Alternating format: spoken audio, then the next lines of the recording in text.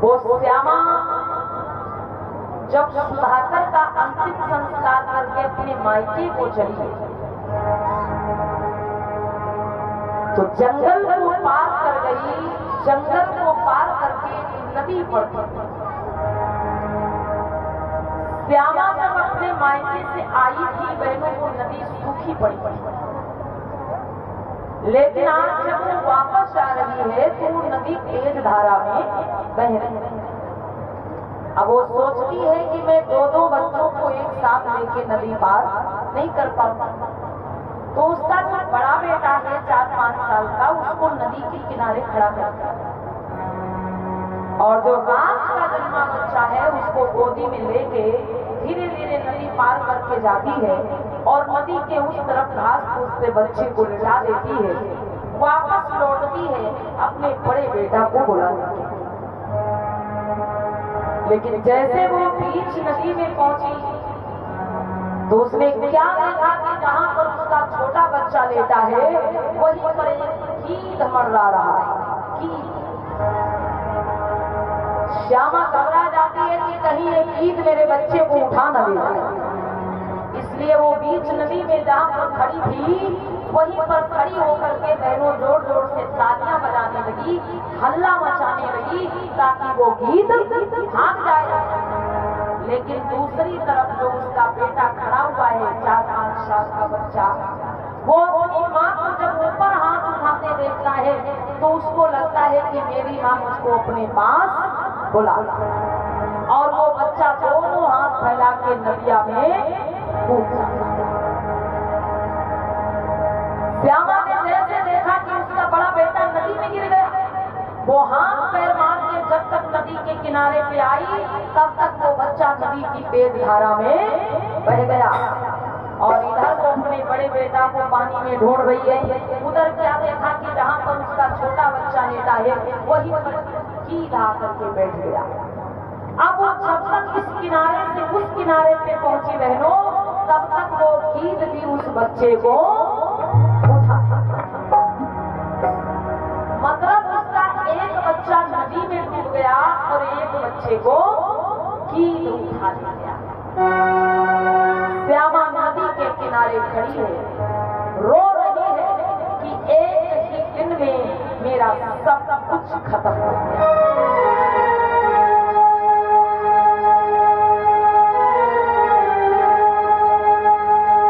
उसी समय भाई नदी पर एक बूढ़ा व्यक्ति आ जाता है और वो बूढ़ा व्यक्ति श्यामा के गांव का ही था। उसने श्यामा को पहचान लिया और बोला, बेटी श्यामा। हाँ बाबा। तुम सेठ सुलोचन की बेटी श्यामा हो? हाँ बाबा। अरे बेटी, इतने सालों से तुम कहाँ थी? तुम वापस क्यों नहीं आई बेटी? श्यामा रो रो करके अपना सारा हाल बताती। अरे बाबा, मैं तुम्हें क्या बताऊं बाबा। मैं जिनके साथ में गई थी सुधाकर, सर्प के डसने से उनकी मृत्यु हो गई है बाबा। और मेरे 2 बच्चे थे बाबा, अभी इसी नदी पर मौत के मुंह में चले गए, लेकिन मैं उन्हें बचा नहीं पाई बाबा। अरे अरे बेटी, तुम पर दुख तो बहुत पड़ा, अब क्या करोगी तुम? अरे बाबा, अब मैंने सोचा है कि अब मैं अपने माता पिता के पास चली जाऊंगी बाबा। उनकी बेटी कहलाने के लायक तो नहीं रही, लेकिन उनसे माफी मांग लूंगी बाबा और उनकी सेवा करके अपनी पूरी उम्र गुजार दूंगी बाबा। श्यामा कहती है कि अब मैं अपने माता पिता के पास जाऊंगी, उनकी बेटी कहलाने के लायक तो नहीं रही, पर उनकी सेवा करके अपना जीवन गुजार लूंगी। भाई निवेदन है, जो लोग खड़े हैं आप लोग बैठ जाएं, महान दया हो। जो लोग पीछे खड़े हैं आप सभी लोग बैठ जाएं। माताओं बहनों इधर ध्यान दीजिएगा आप लोग। जब श्यामा कहते हैं कि मैं अपने माता पिता के पास रहकर उनकी सेवा करके जीवन गुजार लूंगी, तो बूढ़ा व्यक्ति कहता है बेटी दुख तो तुम पे बहुत बड़ा है, लेकिन आगे जो हुआ वो छुपाए भी नहीं छुपता है। क्या हुआ बाबा? सुनो बेटी, कहो बाबा। कि तूफान रातें शोआया और कमरे के वृक्ष गिरा।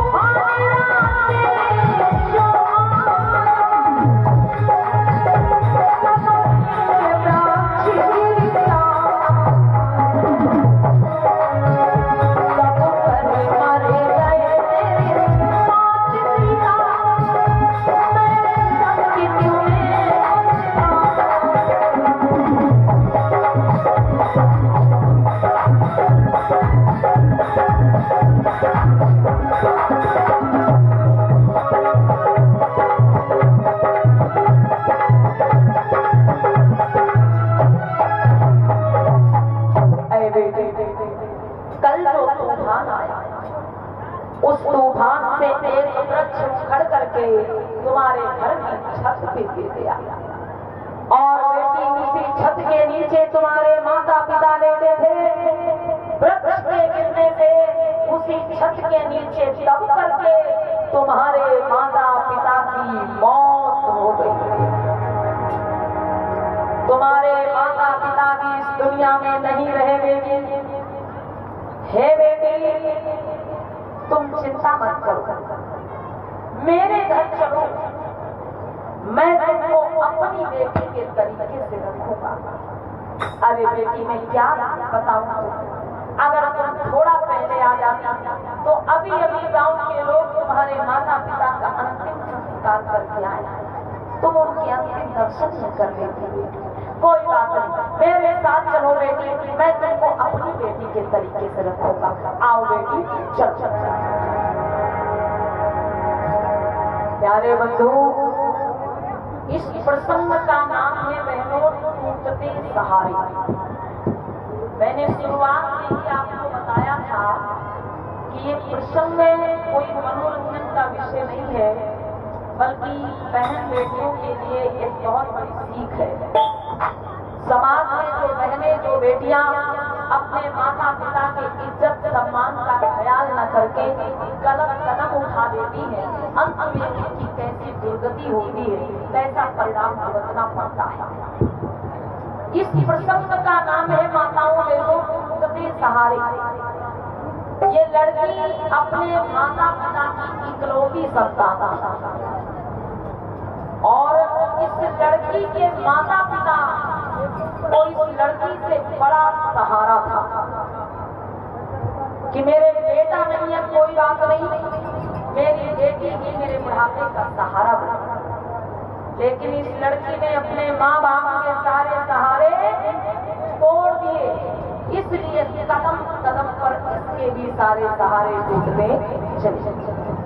प्रेमी का सहारा लगाया सुधाकर की भी मृत्यु हो गई, बच्चों का सहारा लगाया, बच्चों की भी मृत्यु हो गई, अंत में माँ बाप का सहारा लगाया, माँ बाप की भी मृत्यु हो गई। अब जब वो सुनती है कि उसके माता पिता भी दुनिया में नहीं रहे, तो बहनों चुपचाप खड़ी हो गई। कहते हैं जब ज्यादा दुख होता है तो आंसू भी नहीं आता, चुपचाप खड़ी रही, सोचती रही, सोचती रही, सोचती रही। और कुछ ही देर में क्या हुआ,